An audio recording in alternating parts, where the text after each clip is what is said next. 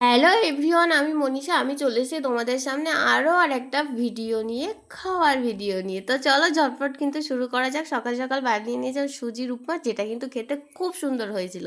তারপরে কিন্তু খেয়ে নিয়েছিলাম আম। আর দিনে 3বারের জায়গায় আমার 6বার আমটা হলে বেশি ভালো হয়।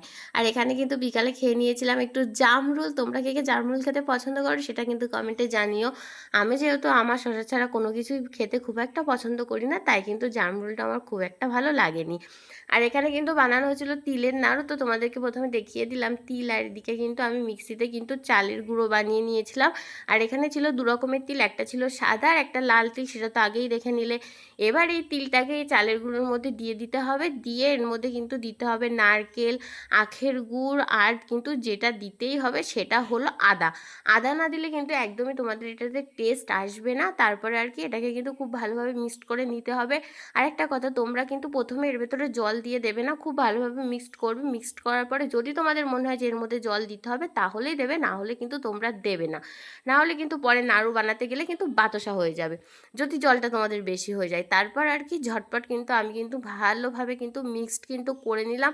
আর দেখতে পাচ্ছ এখানে কতটা আদা দেওয়া হয়েছে, আর বেশি আদা দিলে কিন্তু এর ভেতরে গলাটা কিন্তু জ্বলবে। তো তোমরা একটু চেষ্টা করবে একটু কম আদাটা দেওয়ার। আমাদের এখানে যদিও ঠিকই ছিল পরিমাণটা, তবু আমি তোমাদেরকে বলে দিলাম বুঝে শুনে কিন্তু আদাটা কিন্তু দেবে। তারপরে এই দেখো মা কিন্তু খুব ভালো করে কিন্তু মিক্সড করে দিল। এর মধ্যে কিন্তু একটুও কিন্তু জল ব্যবহার করাও কিন্তু আমাদের হয়নি।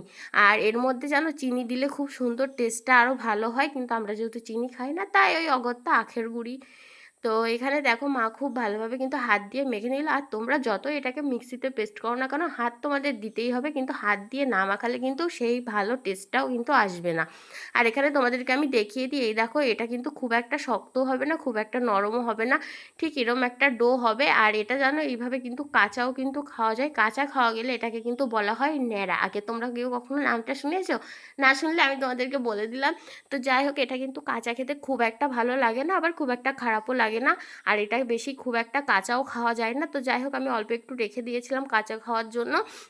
আর বাদবাকিটা দিয়ে আমি কিন্তু গোল গোল করে নাড়ু বানিয়ে নিয়েছিলাম। বেশ কিন্তু অনেকগুলো কিন্তু নাড়ুটা বানানো হয়ে গেছিলো।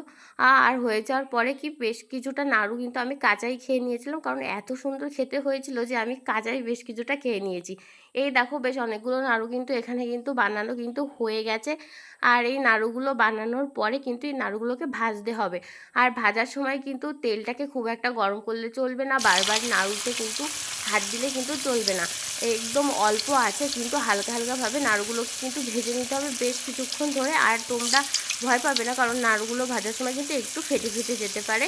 এটাতে কিন্তু খুব একটা অসুবিধা কিন্তু হবে না, কিন্তু খেতে কিন্তু খুব সুন্দর হবে। এই দেখো তোমাদের সাথে গল্প করতে করতে নাড়ু ভাজাও কিন্তু কমপ্লিট। আর নাড়ুগুলো দেখতে কিন্তু ঠিক এরকম হয়েছিল।